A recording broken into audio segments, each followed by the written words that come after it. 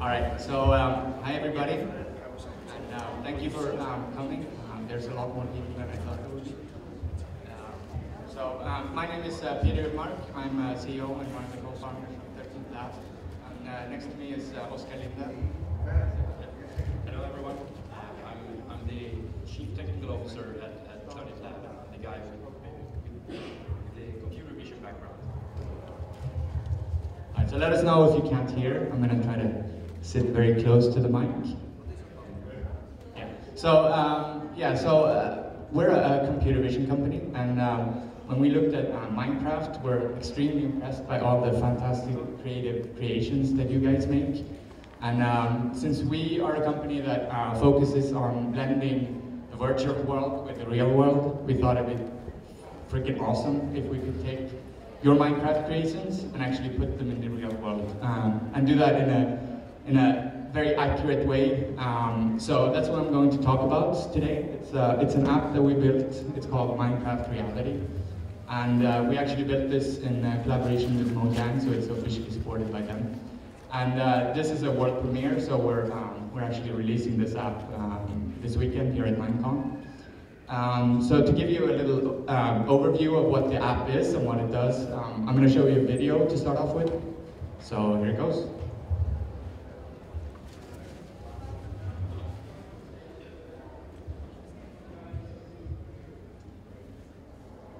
So there should be music to this. So I'm going to keep talking.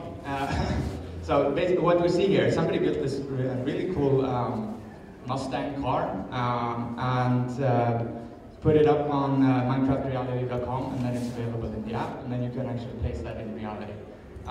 Here's a really big building next to our office back in Sweden, in Stockholm. Here's a robot that somebody built, and this is in a shopping mall. And you can actually place this and save them for people to come back and look at later.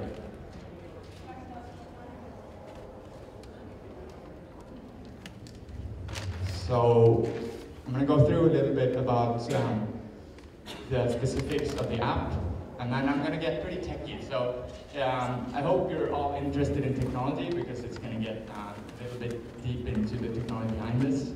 So bear with me around that.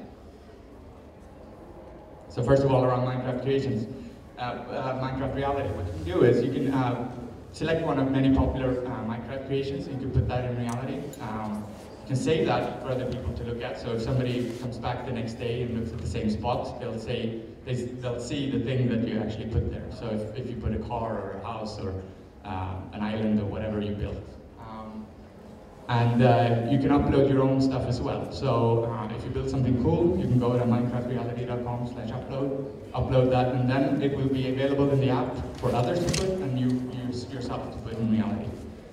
So we think it's a really awesome way to showcase the creativity of the Minecraft community. So I'm going to talk a little bit about the technology and the company behind this. So we are 13th Lab. We're a Sweden-based company, and our vision is that the camera will soon replace the GPS as the most important sensor to actually interpret the world around you and make sense of it. And if we believe this, which we do, what do we actually do about this? Yeah, we want to build this future. So we took a look at a lot of cool technology, and one that we really liked is technology that was used originally in robotics. So robots are cool, obviously. So this was built for robots to actually navigate in unknown environments. So if you imagine you send a robot to Mars, you want that robot to be able to sort of drive around without having to actually radio control it, because the distance is pretty far. It'd be a very slow process. So it'd be really sucky if this thing fell into a hole and couldn't get out, or off a cliff or something. So that's one of the original use cases for this type of technology. So basically, I'll do a little. This is the most boring slide, unless you really like hardcore technology, which we do. So this technology is called simultaneous localization and mapping. It's a short slang. What it does is you look at camera images and you find features. That could be like point features at the top of here and over there, and anywhere there's visual detail. And then you find these features in multiple images. So the camera only has one or the phone only has one camera. Like humans, we have two eyes, so we can see in 3D. With a phone, you only have one, so it's 2D. But if you move it around, you actually can get 3D from that. So what we do is we take multiple camera images. We find the same features in all the images. We triangulate that, so we actually get 3D positions of all these points. That makes a point cloud, it's called. It's basically a very simple 3D model of reality that you're looking at. And from this point cloud, we can then calculate the camera position extremely accurately. And all this needs to happen very fast. So it happens at 30 frames per second on these devices. So it's a lot of hardcore math. It's really difficult stuff. That's why I got this guy right here. And Daniel back there, say hi. They do all these cool things. And then we have Rasmus. We have a little demo booth over, or actually we don't have a booth, we have a flag. So we have a demo flag over by the Museum of Mojang. So come by and say hi afterwards. So we actually think that this is a big future in gaming for this technology. And Minecraft reality at this point is not really much of a game. It's more of a way to show off your cool stuff. Obviously, we think we can do a lot more with this. Build gaming environments. You can imagine just being able to blend virtual worlds with the real world. You can do some pretty cool stuff with that. And with Skynet technology, we actually get sub-centimeter accuracy. So you can actually put things extremely accurately in their position. So there's a lot of stuff they can do with their shooting games and all kinds of. We're not a gaming company, so I'm not going to make up all these games you can make. We think it's pretty awesome. Another thing that we think is interesting, I'm pretty sure you've all heard of this, that pretty soon this technology won't be confined to just your phone or tablet screen. So look at Google, for example. They're doing this pretty weird glasses. So they have a little display. It's currently it's a small see-through display where they show information. So this is something they've announced pretty recently, and they're in the test phase right now. And I believe the developer version of this will be out sometime early next year. So that'll be really awesome to get our hands on. And all the other like big dragons in tech, they're also doing this kind of stuff. So I think Microsoft, they just patented something around this. I'm gonna guess that their focus is more on gaming than Google. So you can imagine a Kinect tie-in with this kind of stuff. It'd be really cool. And then so this is sort of AR, augmented reality, blending the real world with the online world. But there's a project called Oculus Rift that you might have heard of, which is virtual reality. So there's no blending of reality, but you still get similar sensation where you can actually walk around and move around in the game. So now I'm going to show you some other use cases for this. So we're not a gaming company, like I said. We are a tech sort of computer vision company. So we've done a lot of different things, and Minecraft reality is one of them. But here's some more stuff. So general 3D visualization, which is partly what Minecraft reality is. Here's a different take on that. So here we took the Starship Enterprise and we put it in our office. So this is video from, I think it's from an iPad. And you're gonna see me and my co-founder Anders running around like idiots pretty soon. And this is mainly to show off the robustness of the technology. So like you see, we have a virtual object there, it's a Starship Enterprise, and then we have the real world, our office, and then we can blend those pretty accurately. So this is just to show off that you can run around like idiots and do this. Which, I mean, you want to do in a game.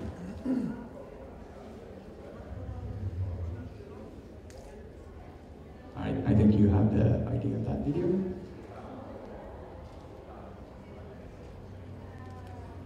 Another thing which is a bit more utilitarian, but we think can be extremely valuable. Like imagine if you have sub-centimeter positioning whenever you are in the world, whether it's outdoors or indoors and whatnot. Navigational use cases become extremely attractive in this case. So here's a demo we did. We filmed the block around our office, built one of these point clouds, and then we can track the camera movements within that space extremely accurately. So here's a video of that. There's a video of that.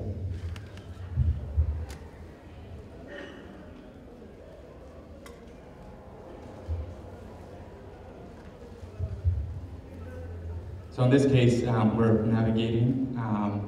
So you can basically draw a line where you want to go. And not only that, you can show very accurately exactly what door to enter or what street corner to turn and those kinds of things. And he's actually not he's not panicking here. He's just shaking it to show the stability of the system. This kind of looks silly. There's a lot of other stuff you can do with this. Advertising, for example, pretty boring in general. Except, I mean, especially like outdoor billboards and stuff. You can do really cool stuff with that. You can show hidden worlds and like views into other dimension kind of stuff. So here's an example of that. We've taken the same Starship Enterprise that we used in an earlier video, and now we're doing that as a billboard demo here. So this is in the subway in Stockholm. We're looking at a pretty boring ad behind it. Awesome space. And here we're actually using two technologies. One is we're detecting that image. So we're just looking at that image. We can detect which image we're looking at and then decide what to show behind it. But then as this thing flew out, we actually start our SLAM system from that. So as we pan and follow that thing, we actually build a model of the subway station in real time, and then we can track the thing flying out of it.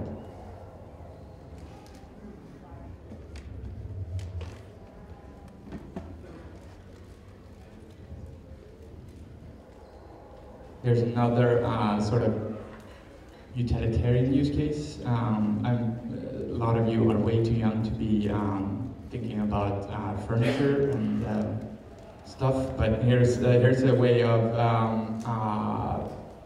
actually trying out furniture without buying it first. So here we put a sofa, and we can change colors and all that kind of stuff. And the really interesting thing here is that we can get 100% accurate scale. So we can see if it fits, not just the style and colors and all that kind of stuff, but if it actually fits physically in the space that you want to put it. So you don't really need to get all the tape measures and stuff out and do all that kind of boring stuff. To test this scale, we actually did this little thing which just measures distances. So in this case, we can measure like the area of a wall or how far something is from something else. And we just moved into a new office pretty recently, and we repainted that, and we actually used this thing to calculate how much paint to buy. And it's surprisingly accurate. So I think we have about 3 meters ceiling height, and we got less than a centimeter off when we did this. So I mean, I think that's pretty cool.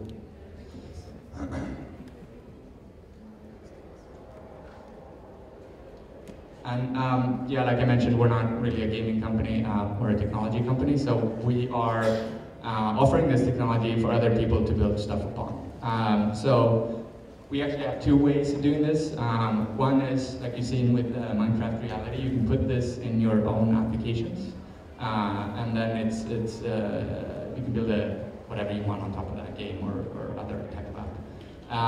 And this you can get for free from our website. We also have another way of doing this.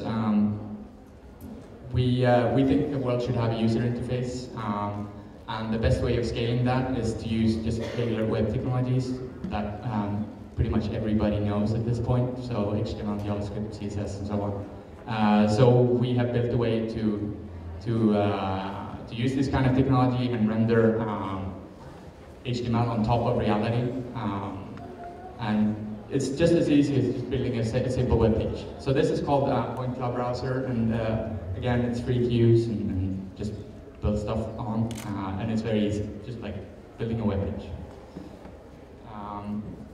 So I think we're gonna do some live demos, because that's always fun. So bear with us while we hook this up. So we have an iPad here, and we'll show some cool stuff.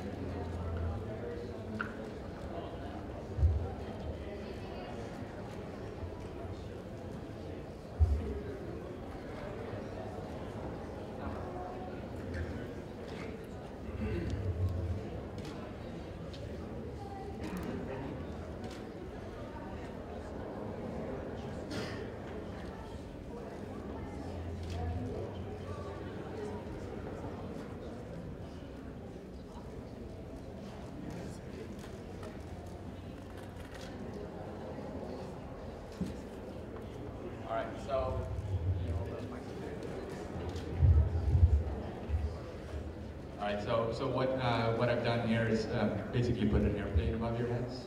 And like you can see, I can move this around and look at it from different angles. Unfortunately, I can't. The board here is too short, otherwise I'd be running around. But I can also move it around. And this is actually inside the Minecraft Reality app. So you know, if you have iPads or iPhones, you can try this out yourselves. Like I said, it's a world premiere here today, so brand new app. Yeah, so that's about it. And if you have any questions, we're here. And also afterwards, we'll be around the Mojang Museum.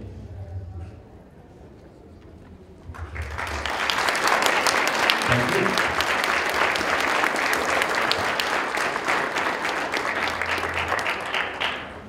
Yes.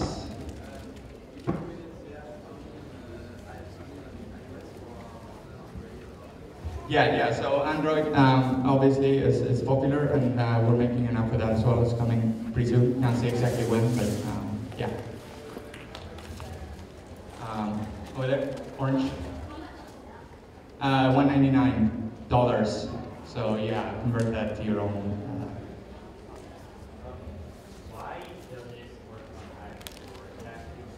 So that's a good question. So this technology is pretty resource intensive when it comes to CPU power. Basically, the more we have, the better we can make the technology. And the iPhone 4 only has a single core processor, and we do multiple things at the same time, building the map and tracking the map and all that stuff. So it works, but pretty crappy. So if you have an iPhone 4, I would really recommend you buying it. Yes.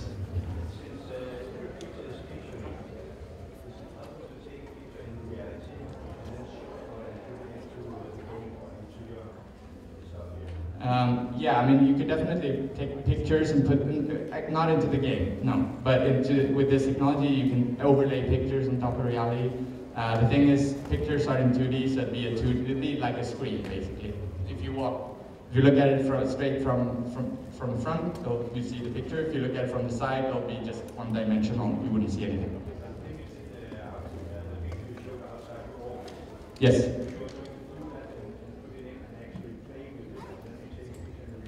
Mm-hmm. Yeah.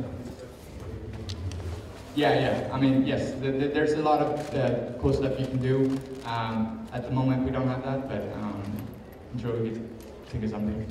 And yeah, like in general, we think it'd be really cool to just like Minecraftify the real world. So building a model of what we're looking at and then turning that into a Minecraft world, that'd be really cool. So yes. No, it's just a demo. But right now, what it does is basically just show the Star Trek model. You can walk around it. But that was actually built on our web browser, so it is live somewhere on some URL. I don't have it in my head right now. Yes? 2 questions, if I may. Yeah. Your CTO did some human interaction with the jumbo jet that was in the middle of our room. Yes. Are you also looking at further enhancing that type of user interaction with the digital models? Yeah, I mean, basically what we're providing is the computer vision technology, and then people can build really cool stuff on top of that. So the interaction models would if we did something, yeah, we would try to do something. If somebody else does something, yeah, they could do a lot of weird stuff with it. Second question was yeah. on your SLAM system. Yes. Where users can actually upload digital models to specific locations.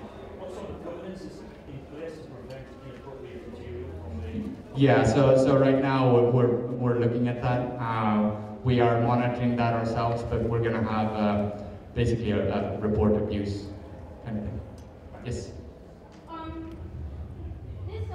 Most technology companies would offer this technology for like thousands of dollars. What's motivating you to let us play with it for free? Yeah, that's a very good question, and that comes into business models. And if you're interested, I can talk about that. But basically, what we want to do is we want to. It's a very new market. We want to grow the market, not necessarily squeeze out as much as we want at this point. What we can do is we offer it for free. And if for the SDK, there's a small branding of our logo, so that people know when they use your app that it's our technology behind it, and that can spread that way. If you don't want that logo, you can pay us, which is always nice. For the browser, we don't take any money from anybody at any stage, but that's a regular business model on the internet. Get a lot of users, you can monetize that in various ways. Obviously, very non-intrusively. So it's just like say a Firefox. They make a lot of money even though they're a web browser, and they don't charge for it and don't put their own ads in it. So yeah.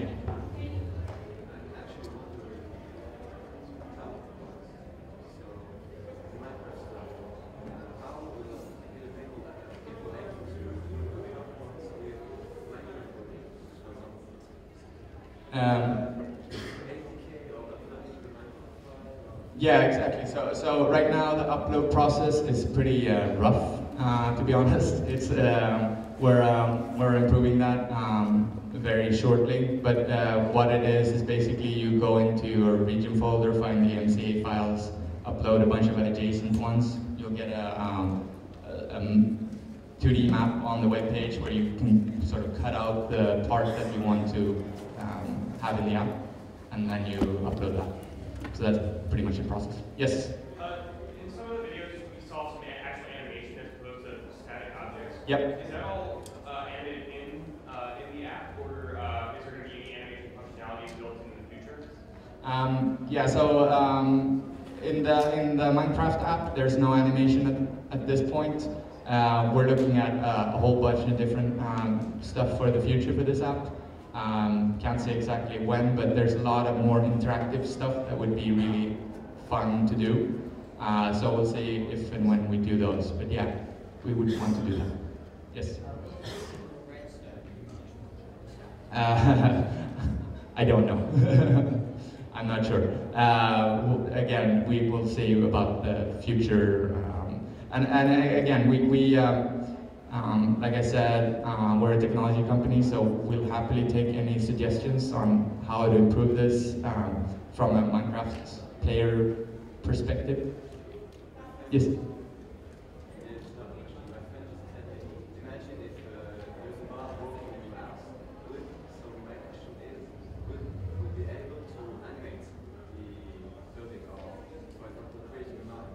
Yeah, I mean, yes, that would be really cool. At the moment, there's no animations, but we would like to really put in some more gaming type elements into this. Right now, it's more, show off your creativity of what you've built.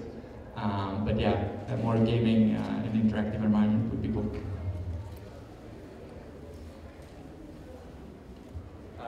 Yeah, in the back. Is there any avoid clicking? So would anybody be able to put a large creation over something smaller creation if they didn't like it? Sorry, I had a problem hearing that. Is there anything to avoid clipping so people can't put their big creation over smaller creation? Yeah. So right now, basically, you select what you want to view. So if I say, yeah, I want to view this airplane up there, and then yeah, that's what I see. If I want to see something bigger that would cover that, then that's what I see. Basically, there's this selection process. Yes.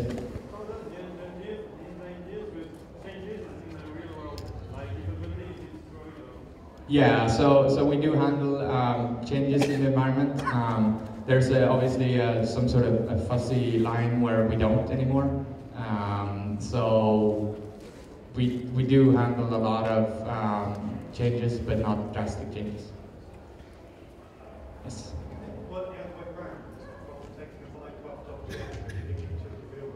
Yep.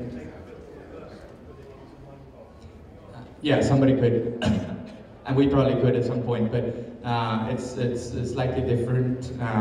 You could use similar technologies for that, but it basically be a 3D modeling, like dense 3D modeling of an object, person or product or whatever, and then sort of Minecraftify that. So yeah, it could be done, but it's not possible at this point with the SDK that's out. Yes? For the 3D objects like the plane that you have in there, where are you sourcing those from? Or? Yeah, so people, so these are things that people can upload. Whether you upload it from your own stuff or you find it somewhere, obviously don't upload stuff that you aren't allowed to. So if you find something cool, say Planet Minecraft or something like that, you want to upload that, make sure that you are allowed to.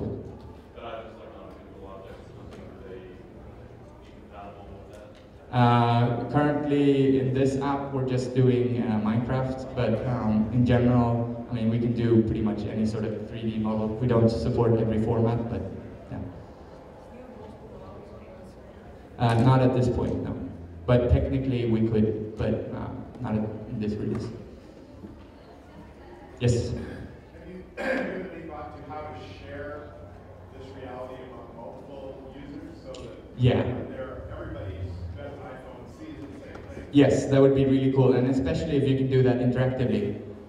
That'd be awesome. If you can see what other people are building in real time around you, that'd be freaking cool. So yeah, we'll look into that. Yeah. Would you be able to attach your creations to any moving objects? Maybe. I think that's a question for our CTO here. Yes, when it comes to the Minecraft creations, it's very likely that we will be able to add some moving objects in the future, but this version doesn't have that support. Yes, again. Is this software have a server and a client side, or is it all happening in the client now? Yeah. So all the calculations are client side. We do have a server in place to store stuff on. So when you save something, we store basically a point cloud and a reference to a Minecraft model, but we don't do any calculation server side. It's all on the client.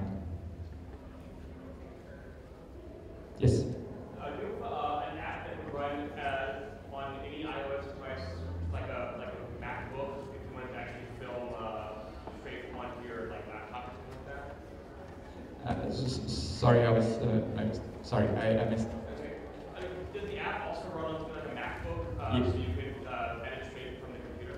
Yeah, it's the app itself doesn't run on a MacBook, but the technology could be ported pretty easily. So we're going to do 3 more questions if you have them, and then I think we need to wrap up. Maybe no more questions. Yeah. Yeah, one.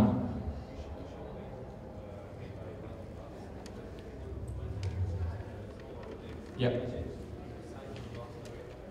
Yeah. Is that it? Yeah, okay. One more question. How big can the Minecraft model be? Yeah, Oscar?